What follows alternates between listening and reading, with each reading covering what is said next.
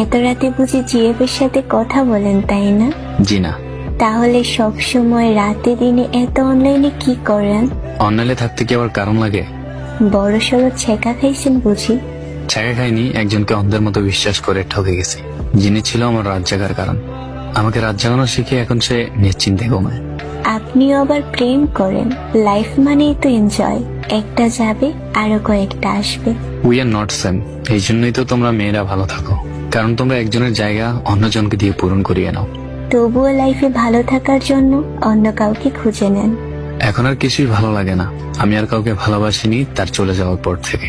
আমি আমার আগের মতোই হয়ে গেছি। আমি ভালোবাসা প্রকাশ করে দেখেছি, কেউ আমার ভালোবাসার মূল্য দেয়নি। আমি অভিমান করে দেখেছি, কেউ আমায় অভিমান ভাঙাতে আসেনি।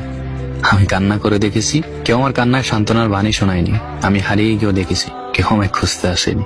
আমি বুঝেছি, আমি দেখেছি, আমি শিখেছি, নিজেকে নিজের ভালো থাকার কারণ হতে হবে, নিজেই নিজের হাসির কারণ হতে হবে।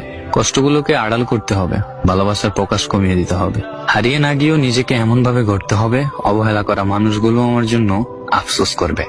এই নিষ্ঠুরতম পৃথিবীতে নিজেকে কঠিন ভাবে করতে হবে। কই, আপনি তো সেই একজনের মায়ায় আবদ্ধ হয়ে আছেন।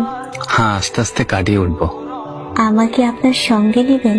আপনার অগোছালো জীবনটা গুছিয়ে দিব। প্রয়োজন নেই, আমার অগোছালো জীবন আমিই গুছিয়ে নিব। পারবেন? চেষ্টা করে যাব। হ্যাঁ, বরং তাই ভালো হবে।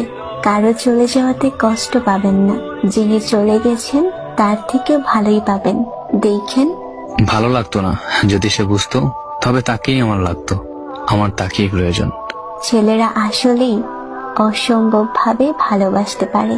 ইতিহাস সাক্ষী রয়েছে, যতগুলো ছেলে এক মেয়েতে আসক্ত হয়েছিল, এক নারীতে আসক্ত হয়েছিল,